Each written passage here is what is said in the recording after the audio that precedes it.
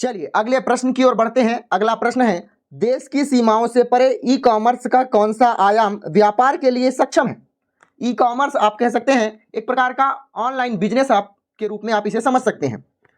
कौन से आयाम व्यापार के लिए सक्षम है? अमीरी, अंतरक्रियाशीलता, विश्वव्यापी पहुंच होती है इसलिए ई कॉमर्स का आयाम व्यापार के लिए अच्छा होता है, या सर्व विद्यमानता होती है इसलिए यह सक्षम होता है व्यापार के लिए।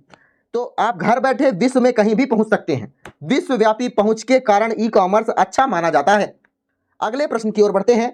अगला प्रश्न है, निम्नलिखित में से कौन सा रोबोट का फायदा नहीं है? रोबोट से कौन सा फायदा नहीं है?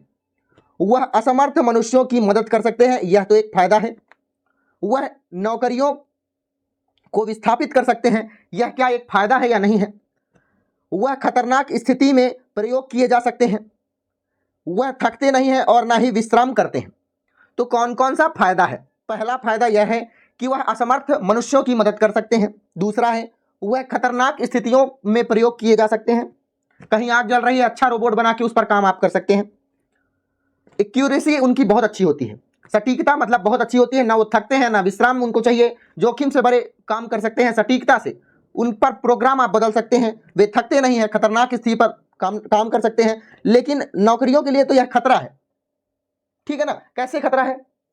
मान लेते हैं कि सभी घर में एक एक रोबोट आ गए हैं। जो बड़े बड़े व्यक्ति होते हैं उनके घर में नौकर लगे होते हैं, बर्तन धोने के लिए अलग लगा होता है, खाना बनाने के लिए अलग लगा होता है, आप कह सकते हैं, ठीक है?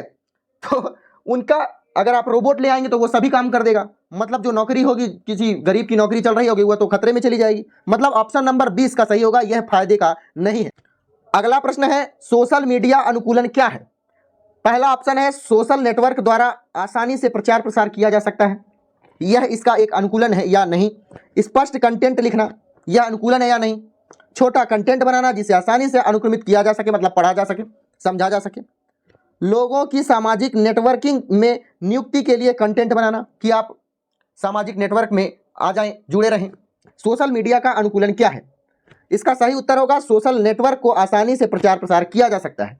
एक लक्ष्य से आप किसी एक लक्ष्य को परिभाषित किया जा सकता है, कीवर्ड रिसर्च किया जा सकता है, कंटेंट की विविधता होती है सोशल मीडिया में, उपयोगकर्ताओं का जुड़ाव होता है, जो फेसबुक चलाते हैं एक दूसरे से जुड़े होते हैं, जुड़ाव होता है।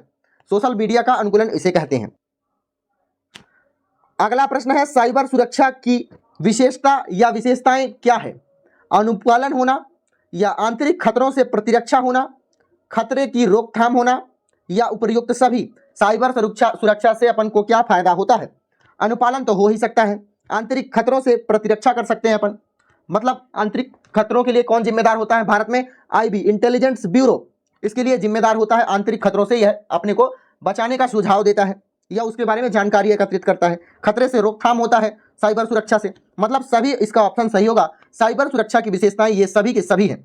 अगला प्रश्न है, निम्नलिखित में से ई गवर्नेंस का कौन सा वर्णन सटीक बैठता है? ई गवर्नेंस क्या है? यह एक प्रकार का समावेशन को बढ़ावा देने का एक प्रमुख कार्य है। सार्वजनिक सेवा के लिए सुलभ बनाता है ई गवर्नेंस। इससे क्या हमें फायदा होता है? कोई भी रिपोर्ट आसानी से ऑनलाइन मिल जाती है, ठीक है? ई गवर्नेंस से यही तो फायदा होता है कि हम डायरेक्ट ऑनलाइन कर सकते हैं किसी भी चीज को, रिपोर्ट को आसानी से ऑनलाइन उपलब्ध हो जाएगी, हम पढ़ लेंगे, भ्रष्टाचार को अपन रोक सकते हैं। कहाँ कितना पैसा दिया गया है, कितना हमें चाहिए, कितना लगाया जाना चाहिए, कितनी इसकी शुल्क है, कोई हमसे ज़्यादा ले रहा है या नहीं ले रहा है। ई गवर्नेंस से हमें यही फायदा होता है। कुल मिलाकर तकनीकी आधारशिला है शासन चलाने की ई गवर्नेंस। तो कौन सा सटीक वर्णन इसका बैठता है?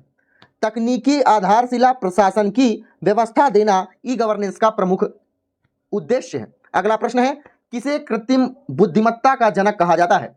कृत्रिम बुद्धिमत्ता का जनक किसे कहा जाता है? Option number B, John McCarthy को कृत्रिम बुद्धिमत्ता का जनक कहा जाता है। अगला प्रश्न है, निम्नलिखित डायोड में से कौन सा अत्यंत उच्च गति स्विचिंग इलेक्ट्रॉनिक परिपथ में प्रयोग किया जाता है? Tunnel diode. टनल डायोड इसका सही उत्तर होगा। यह एक प्रकार का सेमीकंडक्टर है, यह एक प्रकार का सेमीकंडक्टर है।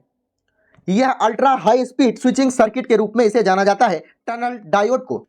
चलिए अगला प्रश्न क्या कहता है, इलेक्ट्रॉनिक उपकरणों में से निम्नलिखित में से कौन सी तकनीकी इलेक्ट्रॉनिक होल युग्म पैदा करने के लिए प्रयोग नहीं की जा सकती है? नहीं की जा सकती है इलेक्ट्रॉनिक होल युग्म पैदा करने के लिए। कौन से युग्म को उपयोग नहीं किया जा सकता है? तापीय सक्रियता, संघट्ट आयनीकरण, प्रशासिक सक्रियता या अशुद्ध अंतःक्षेप। इसका सही उत्तर होगा इलेक्ट्रॉनिक होल। इससे पैदा अपन नहीं कर सकते, अशुद्ध अंतःक्षेप से अपन इलेक्ट्रॉनिक होल पैदा नहीं कर सकते, बाकी सबसे अपन इलेक्ट्रॉनिक होल पैदा कर सकते हैं। अगले प्रश्न की ओर बढ़ते हैं। अगला प्रश्न है, निम्नलिखित में से कौन सा कृत्रिम बुद्धिमत्ता या आप कह सकते हैं आर्टिफिशियल इंटेलिजेंस के पक्षपात का स्रोत नहीं है?